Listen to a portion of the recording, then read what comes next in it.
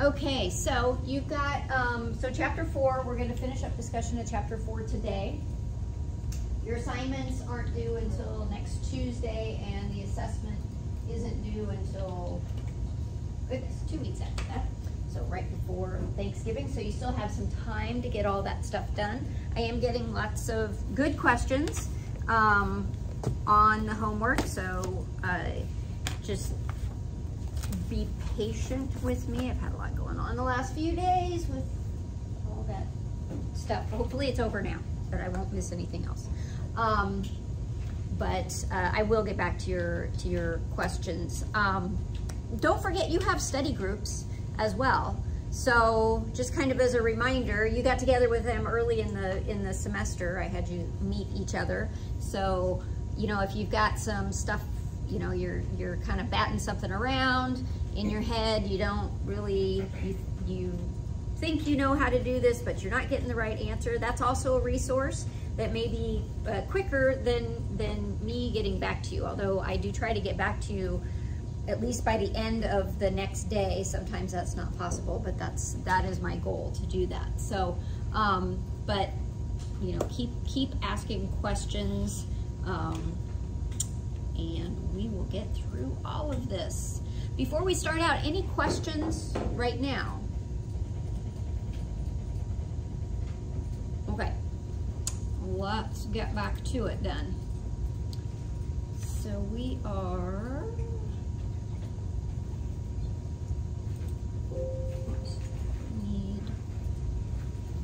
we're going to talk a little bit about the returns.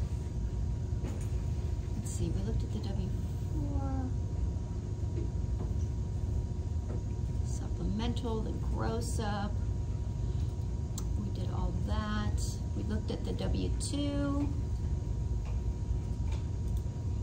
All right, so quarterly returns, the 941, you're already familiar with the 941, but if you recall, and we'll take a look at, I think they've got a example 941 in here, maybe not,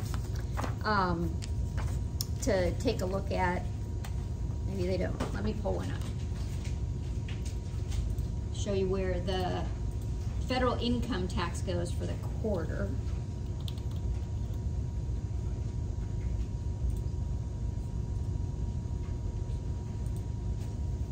So everything that we were, for chapter 3, we were focused on this area and doing the calculation for Social Security and Medicare tax withholding.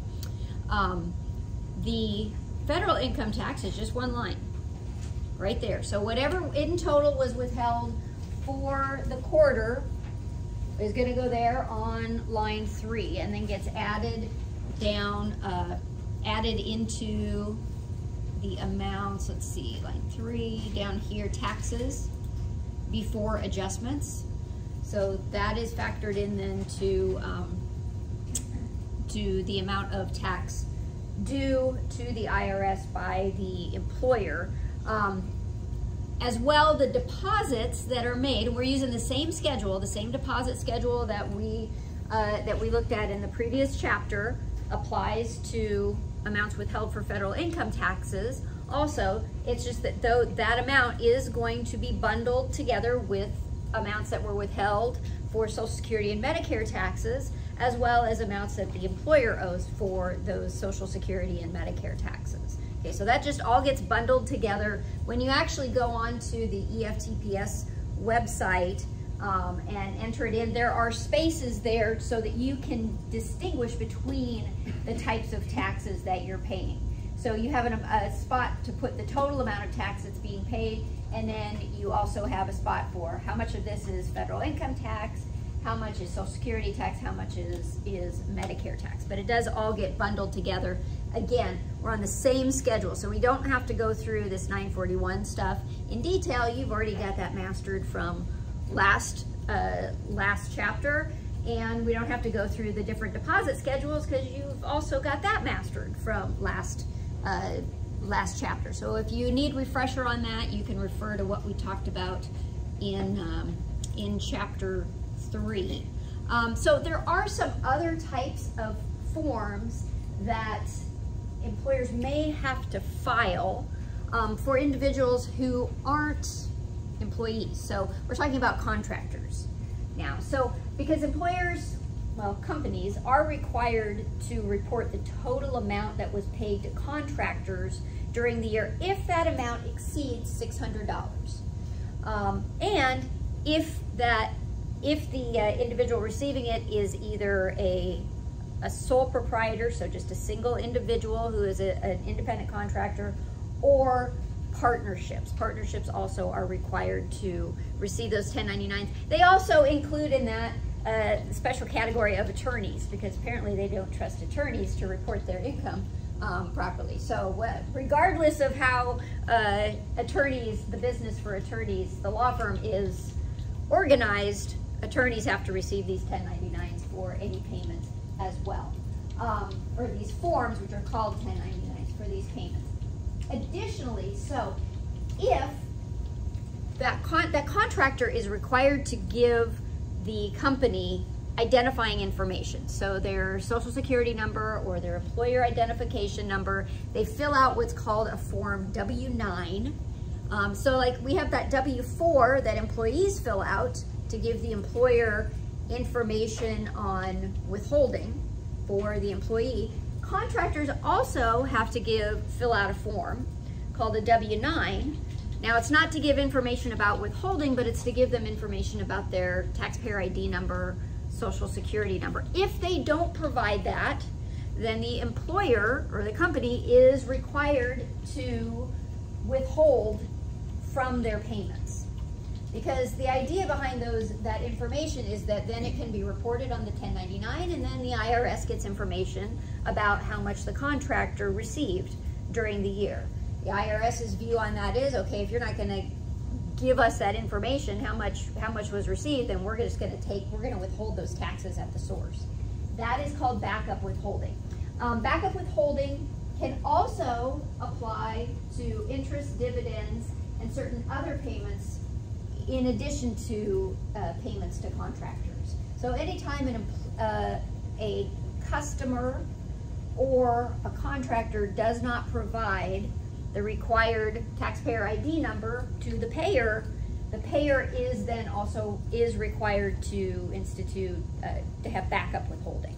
So they withhold at just a flat amount. Also, there is generally withholding on gambling winnings after you reach a certain amount of gambling winnings, pensions, and annuities as well.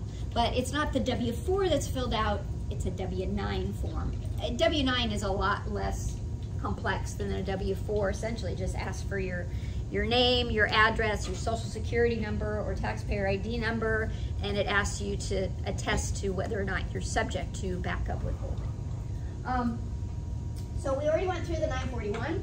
We didn't really go through in detail the 943, but that's a 941 that is specifically for agricultural businesses. We talked a little bit about the 944. Remember, that's for employers who owe a very small amount of Social Security, Medicare taxes, or income taxes. It has to be under that $1,000 for the full year. So the 945 is what's used. So when we talked about the W-2, we also talked about the W-3. Or no, back up, that's a different form, sorry. When we talked about the 941, we're reporting the amount of withholding from employees' paychecks for that quarter. All 4 quarters then total the amount of withholding for the year. Form 945 is a reconciliation form like the 941, but it pertains to payments that aren't for wages. So any other type of payment or withholding, that backup withholding that's been withheld from gambling winnings, pensions, annuities, anything along those lines. So there's a similar form, but it's done on an annual basis rather than on a quarterly basis. So if a company does have to institute backup withholding, they then have to file this Form 945 to report the total amount of backup withholding for the year. Some other types of information returns, and if you ever take the income tax class, which I hope you will, we go into a lot more detail on these different types of information returns. They simply pertain to different types of income. Okay, so each type of income has its own information return. 1099 DIV is for dividends. If a company pays more than $10 in dividends to a recipient during the year, they're required to file a Form 1099 DIV. 1099G, maybe some of you have received these if you've filed tax returns and you've received a refund from the state. The state would also issue you a 1099G, or for unemployment compensation as well. It's the same type of form. That is just reporting the amount of income that was received from that governmental source. 1099-INT is the same as 1099-DIV, but it's for interest income rather than for dividends. 1099-MISC, miscellaneous, is for reporting income. This one's kind of an all-encompassing form. It's kind of a catch-all. For everything else, it doesn't have its own specific form. It goes on this 1099 miscellaneous. Rent income, royalty income, commissions, fees, prizes, anything that's paid, at least $600 paid to non-employees and non-contractors. Any income that's not subject to that Social Security and Medicare tax. Contractors have their own form. Used to be that contractor income was reported on this 1099 miscellaneous form, but that gets a little bit confusing because now you're reporting income that is subject to Social Security and Medicare tax on the same form as you're reporting income that is not subject to Social Security or Medicare tax. So they pulled that out, gave contractors their own form called the 1099 NEC, non-employee compensation. So if income is reported on a 1099 NEC, it is subject to Social Security and Medicare tax. Probably doesn't have any regular withholding on it, but it could have some backup withholding on it. 1099 PATR, you do see this a lot in Iowa. These are patronage dividends from co-ops. There are a lot of, especially if you, well, I mean, anywhere, even in Des Moines, I'm sure that there are a lot of the tax preparers see these forms, but especially in the rural areas, because individuals invest in their co-ops. So those patronage dividends also have their very own form. 1099-R. This reports income from pensions, annuities, retirement plans, not Social Security. If it's a private retirement plan or pension plan, it is reported on the 1099-R. Social Security has its own 1099 called a 1099 SSA. But this all as well, these are more likely to have withholding on them. Okay, so any income from retirement type plans. 5498, this is a form that it does not report income, but it reports any contributions that were made to retirement plans during the year. It's more of an FYI. Sometimes it pertains, it's necessary to have that in order to file a tax return. Most times it's not necessary, but it's an information form that is then submitted to individuals who have contributed to IRA. So the first one is if you have received distributions from retirement plans. 5498 is for any contributions that were made to IRAs, which is a type of retirement plan. Form 8027, so this is filed by employers to report tip income and any allocated tips as well. So this is just a picture of that 1099 miscellaneous. Like I said, it includes a lot of different types of income. It's kind of a catch-all. Rent income would be listed here. Royalty income, and again, we go into detail on these in the income tax class. This is just kind of an FYI. Most payroll, they might be in charge of preparing these, but a lot of times as well, the accounting department is in charge of preparing these other types of information returns. Other income that doesn't fit anywhere, fishing boat proceeds, very specific. care payments, crop insurance proceeds. So you can see it's used for a lot of different to report a lot of different types of income. Again, that's issued at the end of the year. The recipient receives a copy. The IRS receives a copy as well. So this is where like the TIN, taxpayer ID number. So the IRS, when they receive their copy, they know that Lori Musburger received $34,000 and change in royalties. So Lori better put that income on her tax return, because the IRS already knows that information, and they'll be knocking on, well, maybe not knocking on Lori's door at least the first time, but they'll be sending her a letter if she doesn't report it on her income tax return. Okay. Any questions about these? I know I went through those really fast. You know, it's not, I mean, I want you to be aware of them. You don't have to know them in detail at this point, right? That's more income tax than it is payroll related. Questions?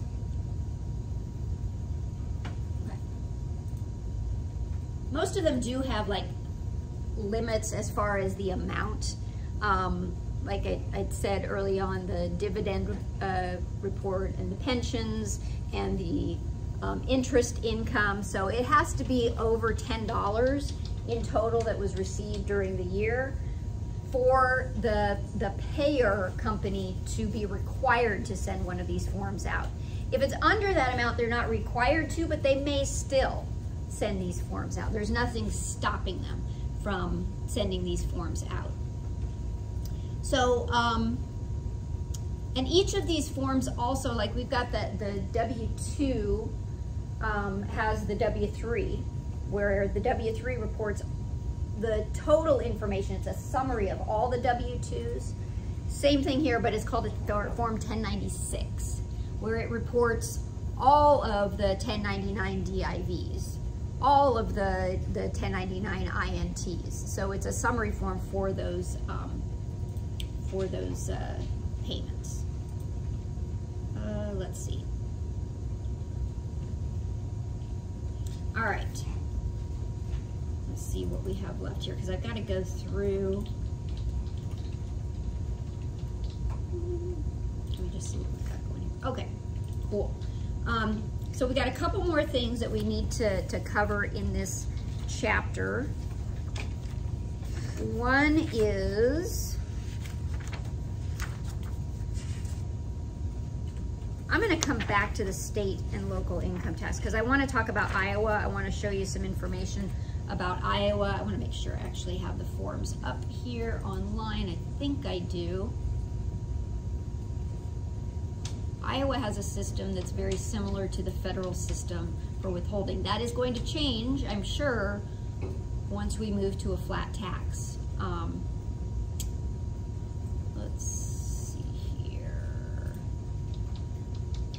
Yes, okay. So we got in the Iowa withholding instructions. We'll go through that after we go through this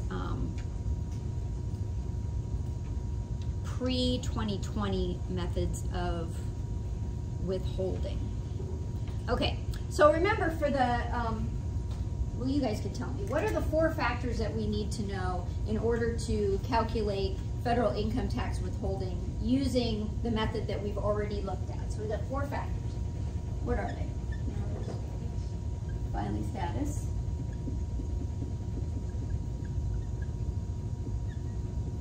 The frequency of it. Yeah, frequency of payment. Oh, that's squeaky. Let's see if this one will be better.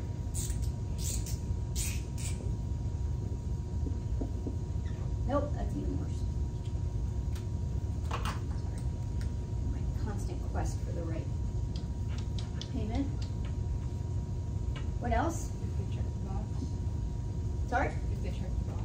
Oh, checkbox, right? And what's the last one?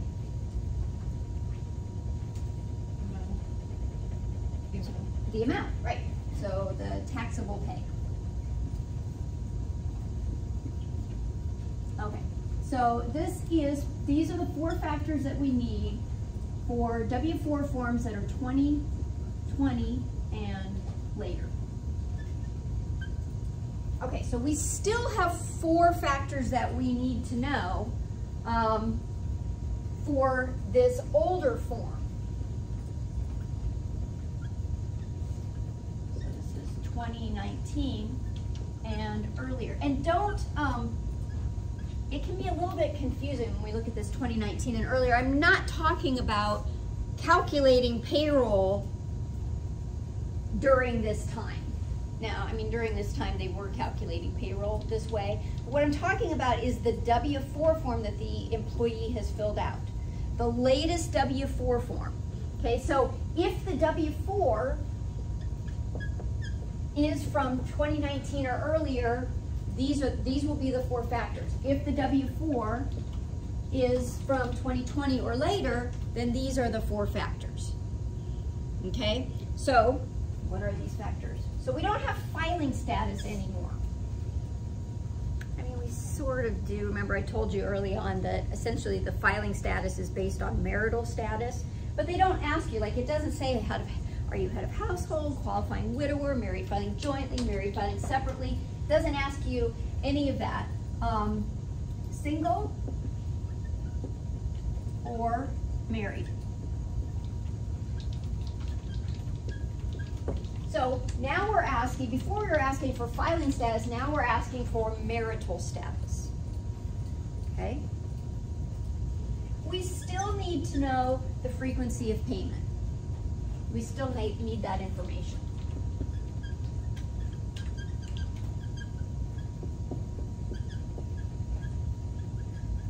So that one's the same. We no longer have a checkbox.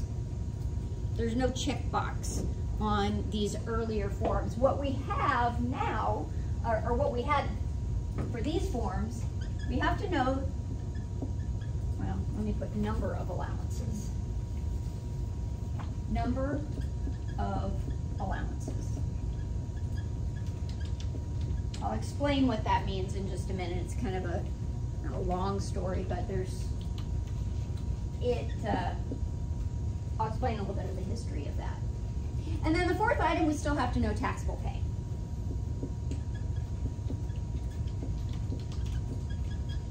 Okay, so these are the 4 items that we need to know now in order to calculate our withholding if the employee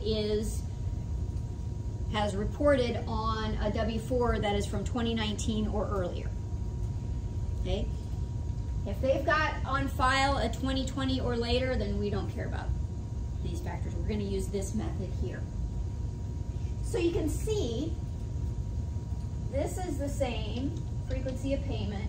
This is the same.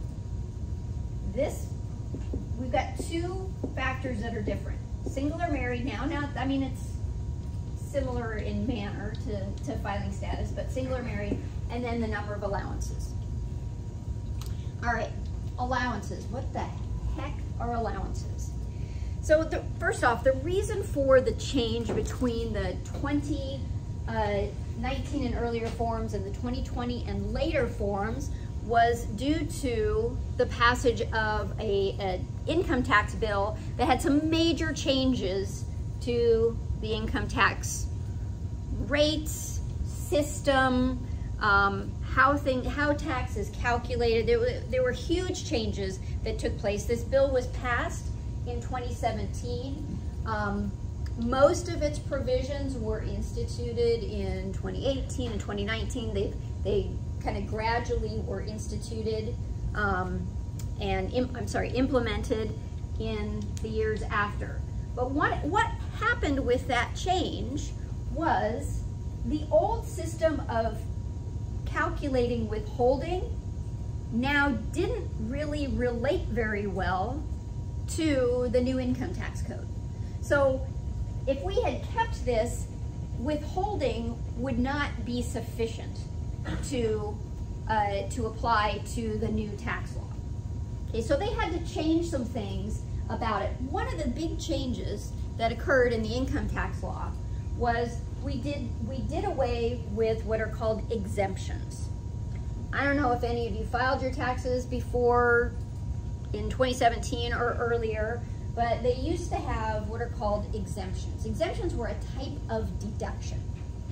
So you've got your gross income, and then you get certain amounts that you can subtract from that gross income to arrive at the amount that's actually taxable and subject to tax. So more deductions are good, right? Because it brings down your taxable income, which ultimately lowers your tax. These exemptions were a type of deduction. So, and they corresponded, they were a flat amount.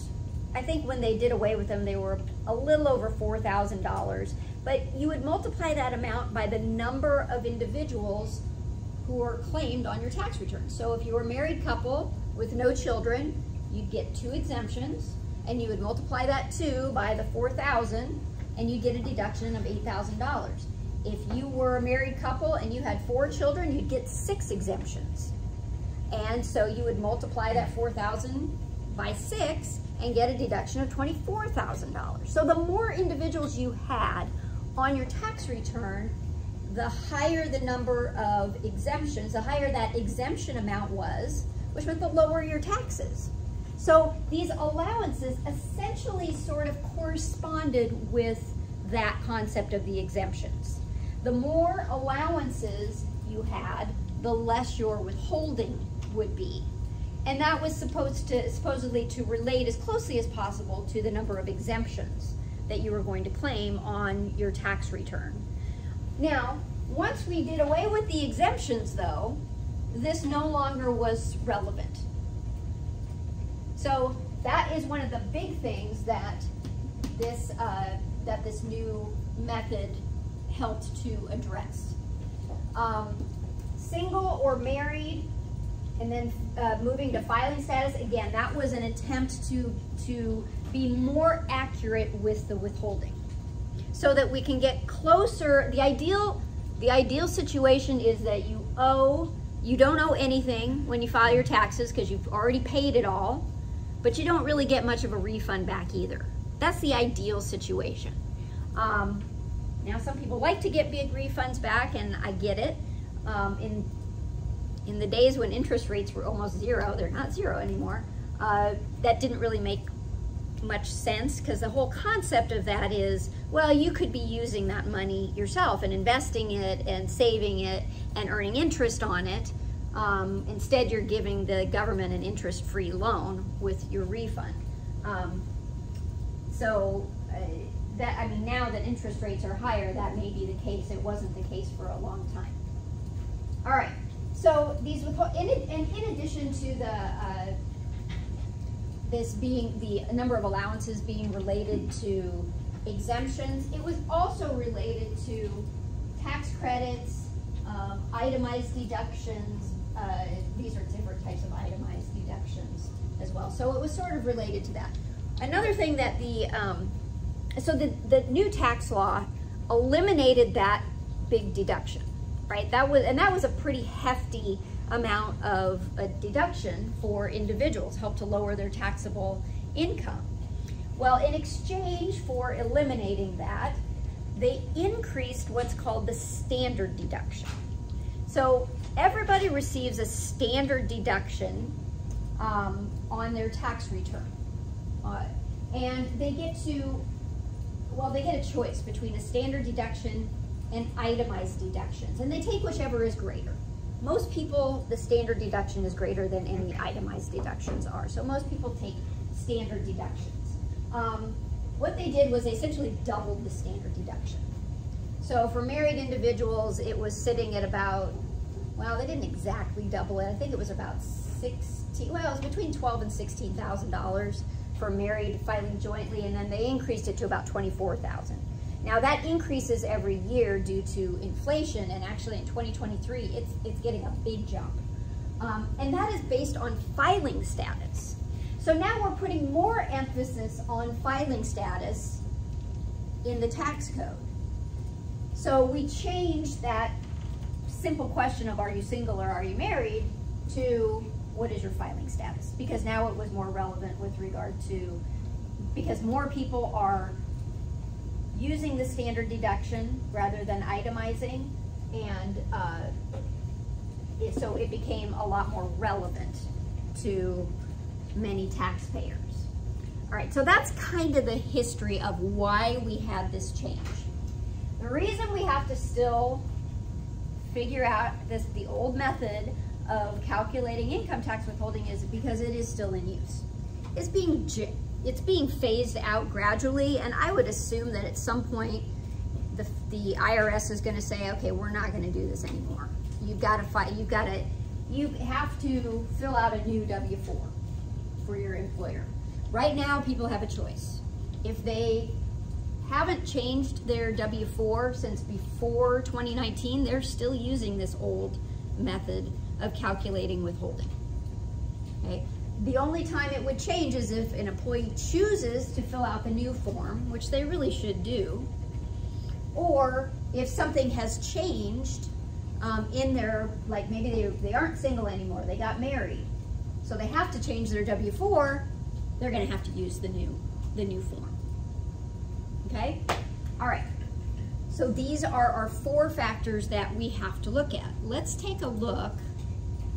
Let's see, I don't know, yeah, here we go. So the W-4 form from 2019 or earlier was much simpler. Remember, we've got that full page form now. The old form was actually, and there are supplemental worksheets for this as well that were on the back sheet of this paper, but this is much shorter, fewer questions than the current W-4 form. Name, address, all that stuff, social security number. Here is your question. Are you single or are you married? Now you did have a third option of, I am married, but I want you to withhold as though I'm single. What that did was it increased the amount of withholding because the single rate for withholding is higher than the married rate. So you could, if you were married, you could choose to have it withheld at the single rate. If you were single, you could not choose to have it withheld at the married rate, however. Next question, total number of allowances. You just put a number there. There is a supplemental worksheet that goes along with that employees could fill out. And so once they filled that out, if they needed to, they would put a number in here. And again, the number that they chose would mainly correspond with the number of exemptions that they were going to claim on their tax return. It's up to the employee to decide how many allowances to claim. There are penalties to the employee if they claim more than they're entitled to. Because what happens is the higher this number is, there's an inverse relationship between this number and the amount of withholding. The higher this is, the lower the withholding. The lower this is, the higher the withholding. So you could claim 0 allowances. You weren't entitled to claim more than you're entitled to, but you could claim less than you're entitled to, because all that's going to do is increase your withholding, right? So a lot of individuals would claim just 0, and they would have the maximum amount withheld from their paycheck. Maybe they needed to do that. They had other sources of income that were going to be taxed, or maybe they were one of those people that like to get a big tax refund at the end, but that would increase the amount of withholding. Another line for additional amount, if any, that you want withheld. You've got that same question on the new W-4 form, right? You can just choose a flat amount to be withheld, and once this is calculated, then that additional amount would get added to it, okay? There was also a question about being exempt. So if you were not subject to any income tax liability in the last year, so you didn't owe anything not that you didn't owe anything, you had no liability, you did all the calculations, your tax was 0.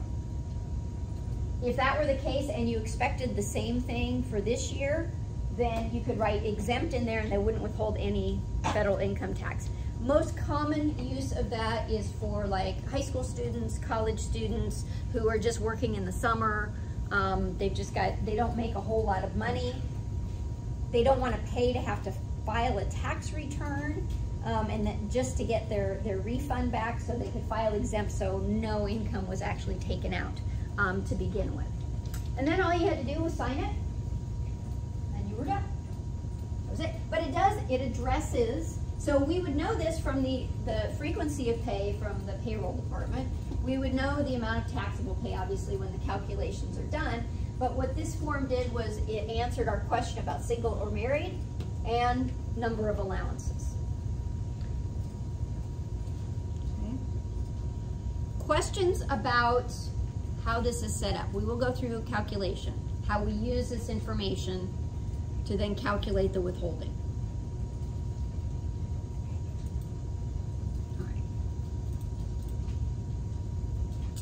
Okie doke. So we have, I'm going to erase the old one here, maybe. Get it off.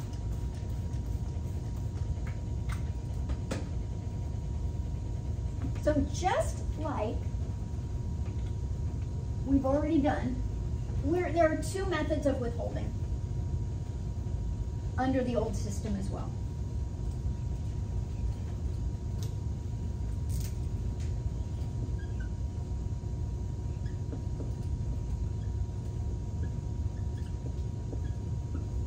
And they're the same two methods. They're called the same thing. We've got the wage bracket method, and we've got the percentage method.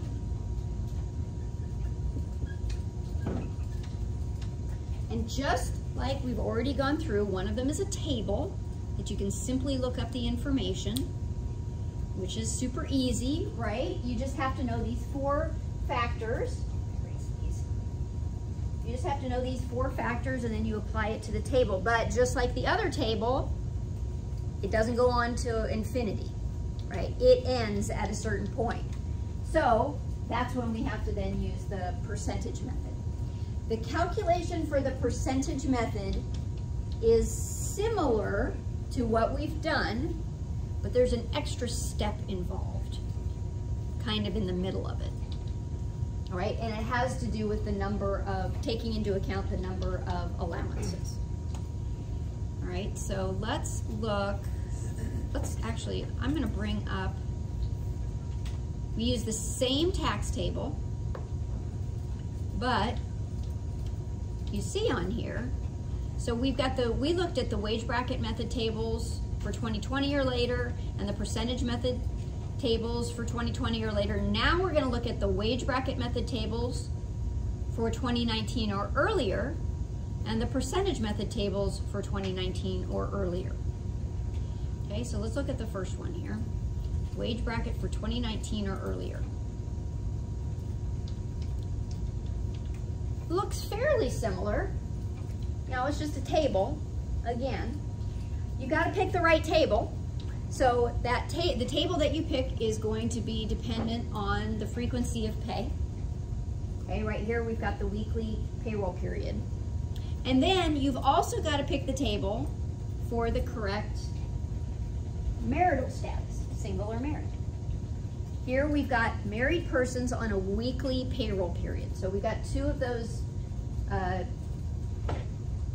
factors. Then we apply these other two factors to the table. Up at the top here, we have numbers 0 through 10. Those correspond with withholding allowances. Now you can see it ends at 10. Allowances don't end at 10. You may be entitled to claim 20 allowances. If the allowances are more than 10, you got to use the percentage method. Also, if that taxable pay exceeds what's represented on the table, you also have to use the percentage method. Okay? So, number of allowances up at the top here will determine what column we're going to use. This isn't a very good example because they're all zeros. Let's use, we're still on the married weekly. Let's use this. So we can actually see columns here. So let's just say we've got, let's say we've got an individual, so they're married, they're paid weekly, they've got 5 allowances, their taxable pay is $1,620. what we do. So weekly payroll, married, 5 allowances. We're going to use this column here. Again, so 1620 is between 1615 and 1630. We're just going to go over $109.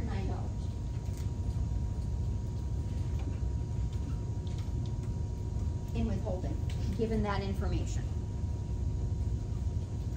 Same, you're going to use the same rules for the income ranges that you used before. If it falls right on the line, use the next one. So for example, 1735 to 1750, if the amount is 1750, we're going to use the second one.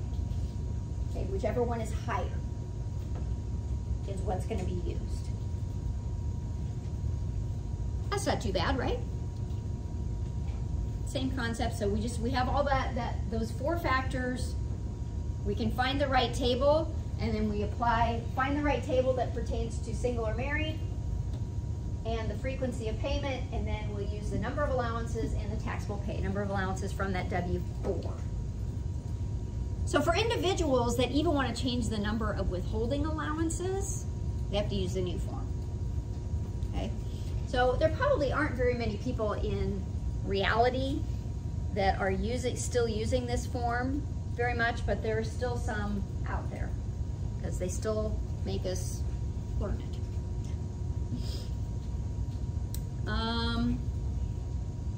So we go to, weekly payroll period, single person. So let's say this person is single. You'll see the difference here. Same information, but they're single. Same allowances even. So this was for married. Let's look at single. So 1620.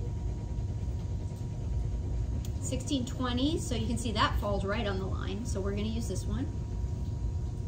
5 allowances, $169.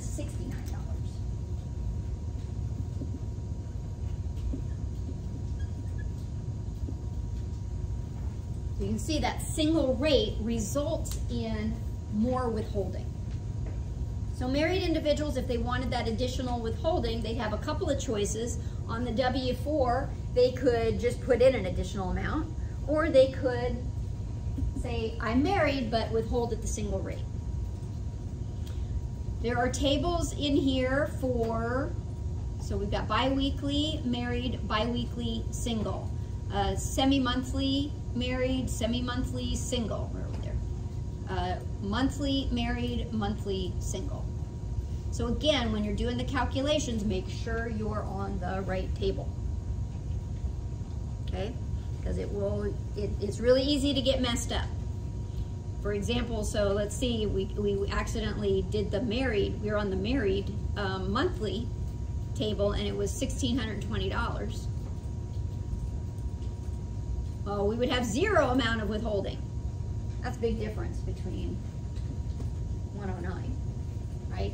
So that's the difference that being on the wrong table can make. So you got to make sure of that. Questions about the table.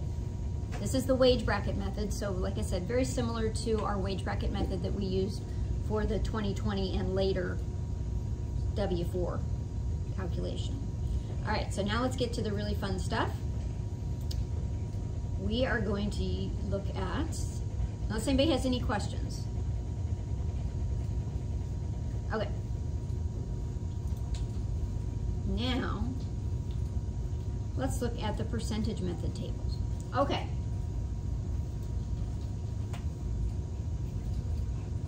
We can keep these up here. We'll do, let's bring our, whoops, 16, 20, and what did I say it was? Married was, right over here, married, we got 109, single, we got 169. All right.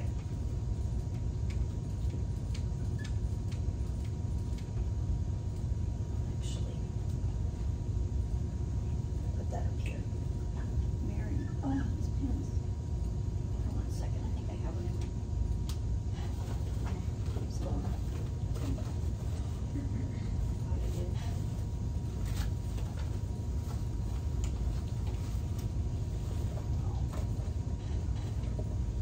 switch to blue, shall we? So married 109, single 169. Okay. Now, like I said, there is an additional step. It's very similar, and you can see we've got these tables. These look familiar, don't they? Except instead of, remember, when we looked at this before, the left side was standard withholding, the right side was checkbox withholding, or maybe it's reversed, but it had to do with the checkbox. We don't have a checkbox anymore. Left side is for married individuals, right side is for single. Got to be on the right table. Weekly payroll period, so same, we still need to be on that correct table. But this weekly payroll period, so we're either married or single, weekly payroll period, and then we've got that very same type of calculation that we do. However, we've got one step that we have to take before we get to this point. And it has to do with the number of allowances. First thing you've got to do, and the table is up here. I think in your book, well, I don't know, there's a table in your book as well. It's on page, where is it? It's in the appendix. What we're going over right now is in the appendix.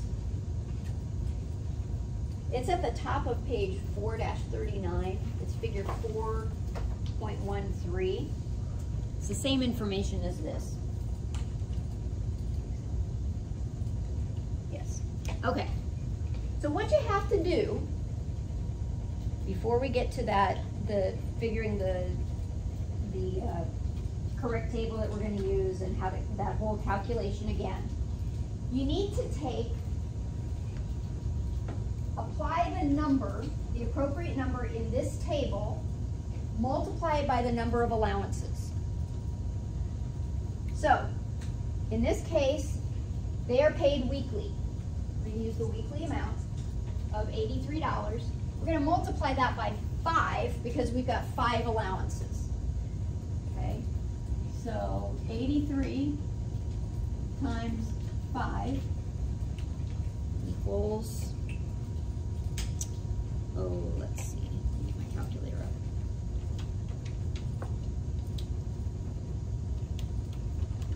$415. All right, so what do we do with that? We subtract that $415 from the taxable pay.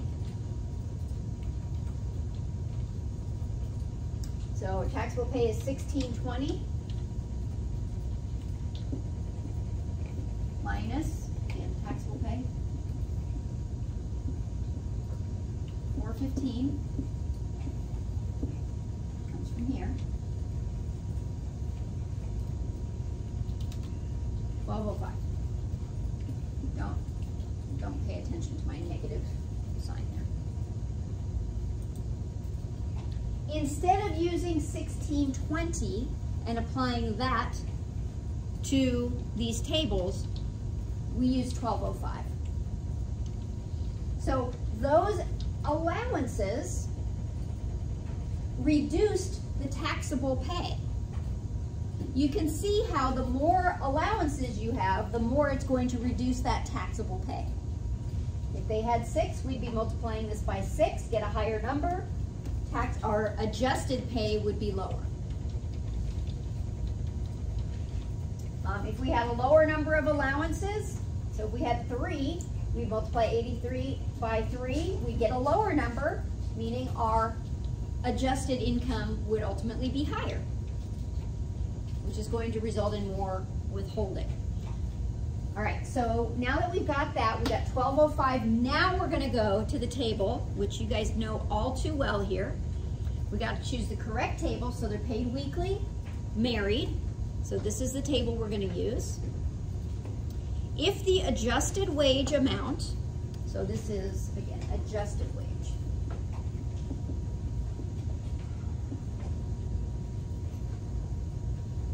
if the adjusted wage amount is, and we'll apply it to the correct table, so between 617 and 1793, this is exactly the same calculation.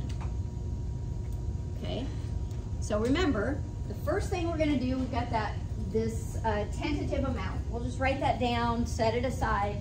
We're ultimately going to add that to our calculation that we arrive at. So 3820. We'll just set that over here. We'll do the calculation here. So we have to subtract $617 from 1205.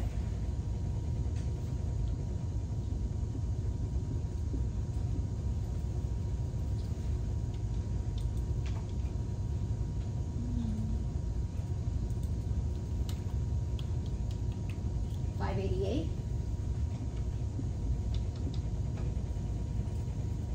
We're going to multiply that 588 by 12%.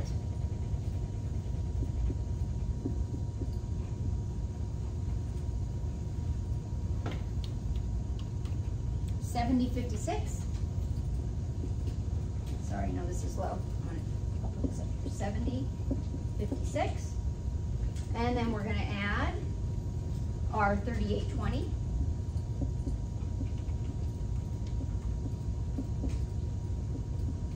$108.76.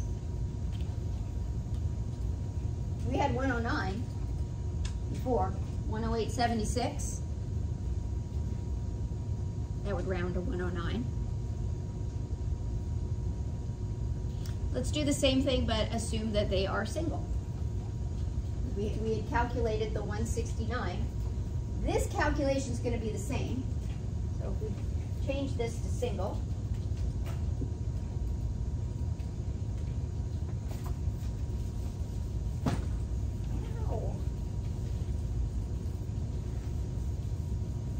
our adjusted wage is going to be the same. This doesn't change with our different filing status. So 1205, now we're going to use this table here.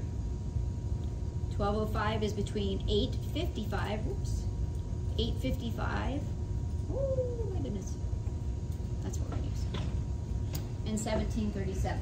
So we'll take the 1205, what are we going to subtract?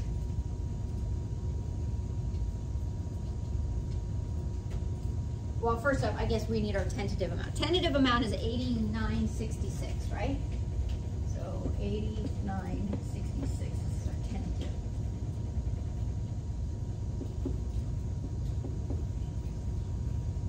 What's the amount that we're going to subtract from this 1205?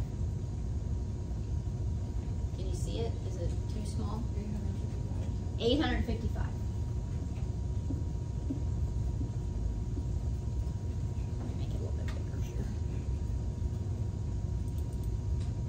Better.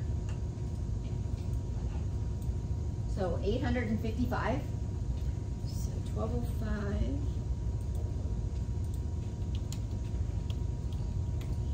350. What are we going to multiply that 350 by? What percentage? 22%.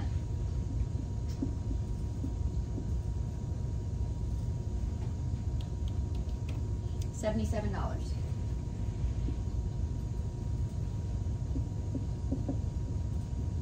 Add that, 66, 16, 166.66, close to 169.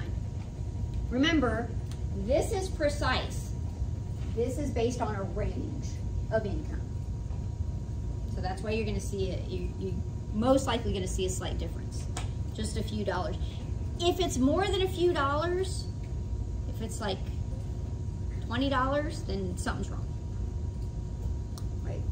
But if it's just a few dollars, that would round up to 167, only $2 away from 169.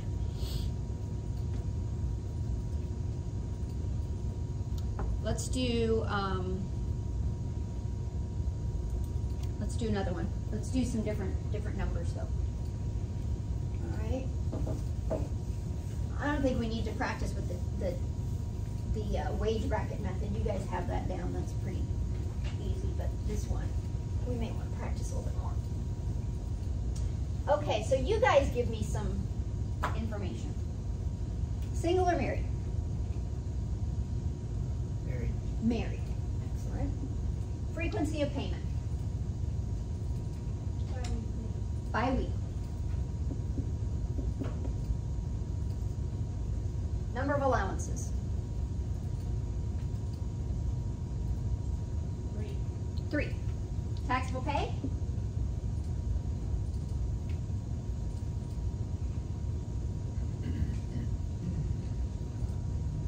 Just shout out a number.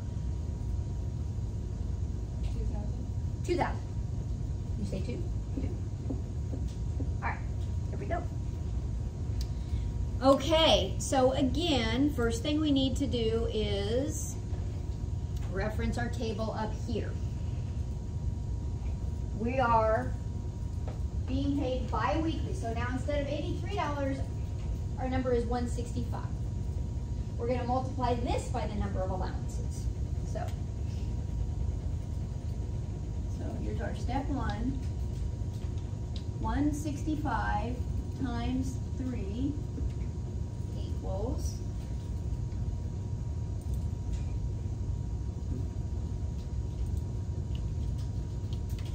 $495. Step 2, we're going to take our taxable pay and subtract the $495.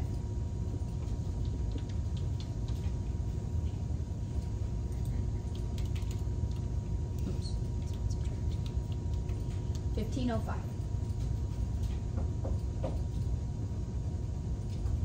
So now this is our adjusted amount.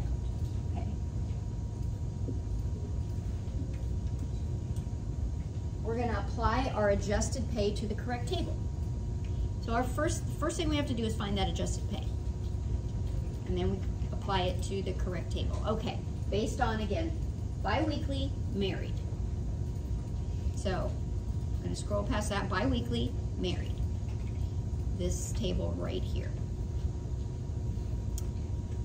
So 1505 is between 1235 and 3587. So we're going to take the tentative amount, 7660. Just write that over here.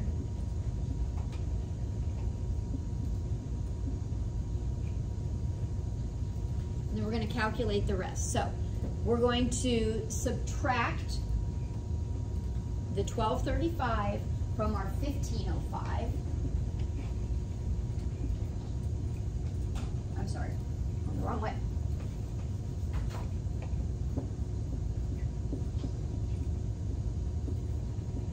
Again, to find the amount over that 1235 threshold. 270.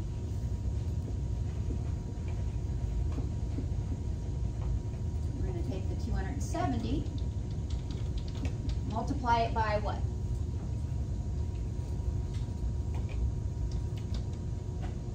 What percentage are we going to multiply by? 12. Times 12%.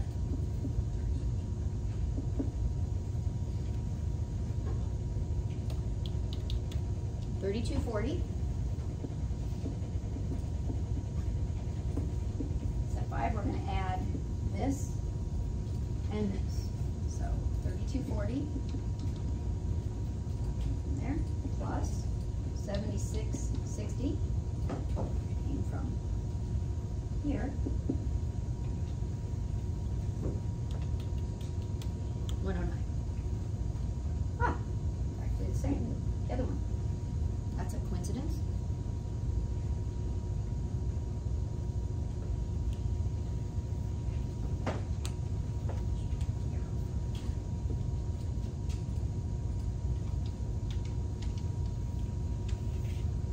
Want to do another one? Or you think you got it? If you've got, here's the thing. If you have the method down for 2020 and later, this part is easy because it's the same calculation. Just have to remember to do this step here. Okay, you've got to remember to apply this table to the number of allowances, or multiply the correct amount in this table to the number of allowances, and then subtract that from our taxable pay to get our adjusted pay.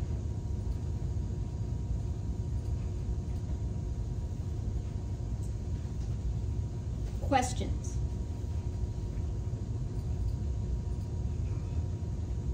Do you want me to do any more, or do you think you've got it? Let's do another one. Let's do another one. All right. Because it's fun, right? It is fun. Okay. So,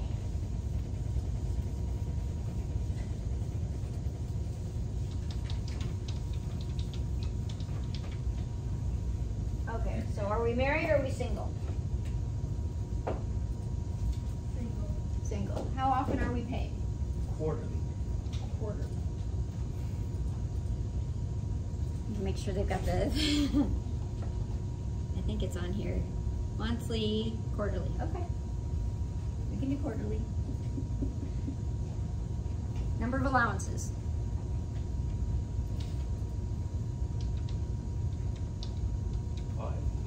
5. Taxable pay. Remember, it's quarterly, so let's hope you're making more than 2,000.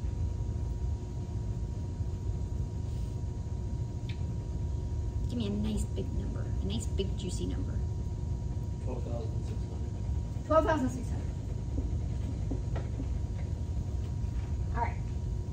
So, first step.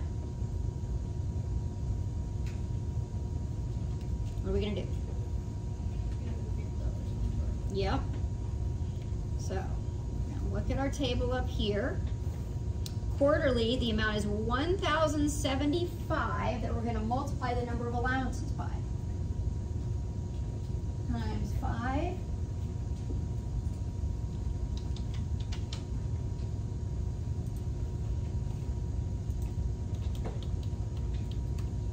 $53.75. That's a big adjustment. All right, so this is, again, the number of allowances. Then what are we going to do?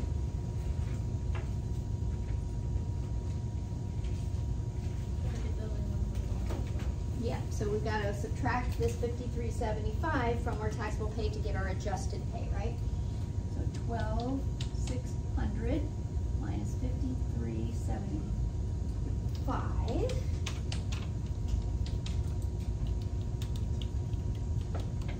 $72.25 is our adjusted pay. Now what?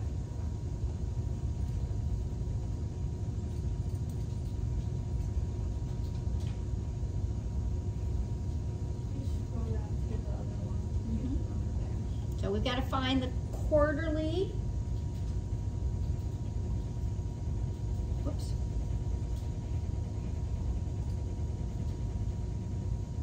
Where are we? Weekly, bi-weekly, semi-monthly, monthly, quarterly. There we go. Okay. Which table are we going to use? Left or right? Right. Exactly. Because we're single. So,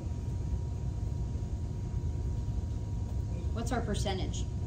So I know you've got the right. How much?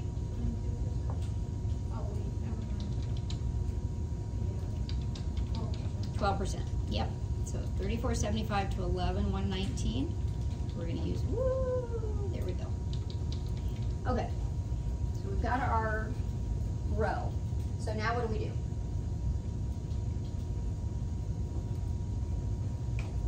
We're going to set our tentative amount aside. Now that we know our tentative amount, 248.70.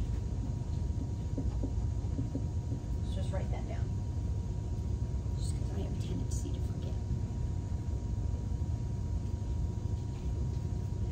So, and here the instructions are right there. If you forget, adjusted amount of wage is at least this. Okay, we got that. Tentative amount, we wrote that down.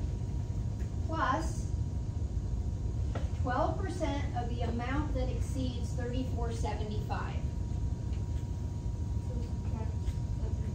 Yep. Minus, what did we say, $34.75?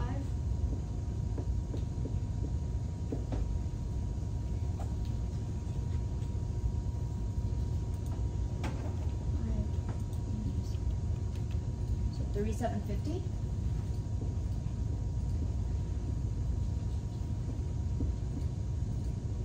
Okay. Multiply that by 2. Yep.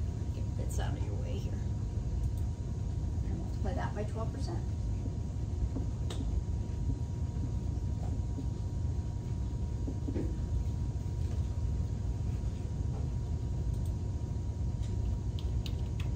$450. And our last step.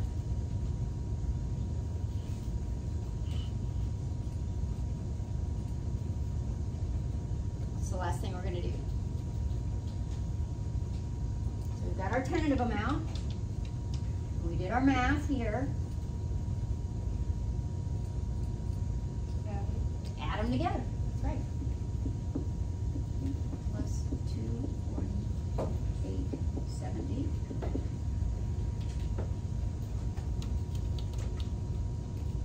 $698.70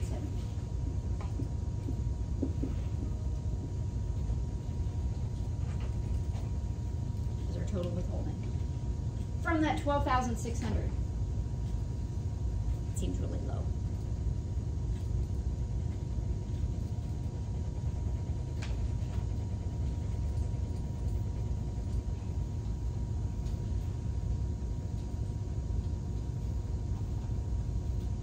You got like quarterly, semi-annual, annual payroll period. There's also a daily payroll period. Listed here. Which I guess is happening more frequently. People being paid on a daily basis. I think that sounds like a nightmare for payroll, but I guess a lot of it's automated. Questions about this? Think you got it? Okay, I'll try to devise the steps. Sometimes when I think of the steps off the cuff, I get messed up. So, and post them for you to kind of follow. All right. Now, before we leave, we need to look at Iowa. And this is, there aren't any questions about how to withhold for Iowa. But you need to be aware of how Iowa works its withholding. And you'll see, if you look through this, it's very similar to our percentage method here. So we've got, and the let's see, do they have a W-4? Let's look up an Iowa W-4. They call it a W-4.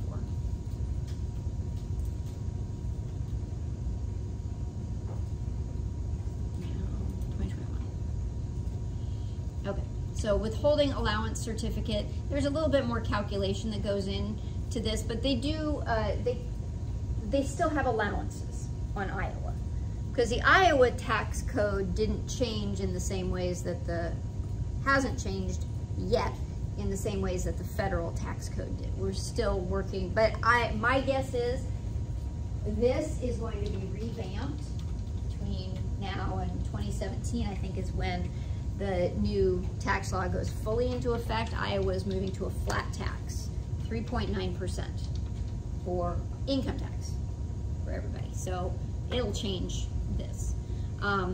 Again, all the same kind of information. Single or married for Iowa, not based on filing status, even though Iowa has filing statuses. Actually, Iowa has an additional filing status. It has 6 filing statuses. Spot for exempt, if you're exempt, and then the personal allowances. So all the instructions are on the back here. This is Iowa's new hire reporting. This is the form that has to be sent in to, what is it, DHS, to Child Support Enforcement, to comply with that. within 20 days of hire to indicate, and so then you can fax it in. They still have fax machines. Unbelievable. So all this is filled out to determine the amount of the number of allowances, and then we apply these steps. So there's also tables that are provided as well. So they give you this these formulas. So G is gross taxable wages for the pay period. So that would be our 12,600. Here, W is federal withholding amount for the pay period. So you get to exclude from taxation the amount of federal taxes that were withheld. That's because federal taxes paid are a deduction on the Iowa return. So you would take that 12,600 and subtract the 698.70 from it to get T1. Subtract the standard deduction from T1. Standard deduction amounts are below. So depending upon the pay period and the number of allowances, 2 or more, you would subtract this amount. Multiply your result here by the appropriate tax rates in the chart. Where is it? Down here. So you'd use these charts. So it's very similar to the federal method of withholding using the percentage method. You just have a couple of extra things that you're subtracting like that. The federal income taxes, they call it a standard deduction amount based upon the number of allowances. And then there's an additional deduction per allowance down here. So then you would multiply, because you can see if your total withholding allowance is 0 or 1, you're going to use this amount, 2 or more. So whether it's 2 or 22, doesn't matter. You're going to use the same amount for a standard deduction. Multiply it by the tax rate, and then you multiply each deduction by this amount here and subtract that. So all the instructions are there, as long as you have to read every word, though. Okay? But now that you've done the federal withholding and done the percentage method, this is much easier for you to understand and to absorb. Okay? So they give a couple of examples as well of the calculation. Now this could be, if you're really into spreadsheets, this would be a fun spreadsheet to set up, to figure out the withholding. Questions about this? Like I said, I don't have any, there's no questions, no homework questions, except for general questions about Iowa. There's no, like, you don't have to calculate Iowa withholding on any of the tests or anything. Okay. Other questions? That's chapter 4. You guys are done with it. You believe it's November? There's a month left. We've got 2 chapters left to cover. Chapter 5, which we're going to talk about starting next Tuesday. We're going to cover federal unemployment taxes, which is a tax that is assessed only to employers. So employees don't have withholding with regard to federal unemployment, but we're also going to talk about state unemployment. State unemployment taxes. And then the last chapter, we integrate all of this knowledge into the financial accounting system. Okay, so journal entries and stuff like that. All right. Have a great weekend. Again, if you have any questions, let me know. Got you out early. Wow, I did talk fast. Bye. Yes.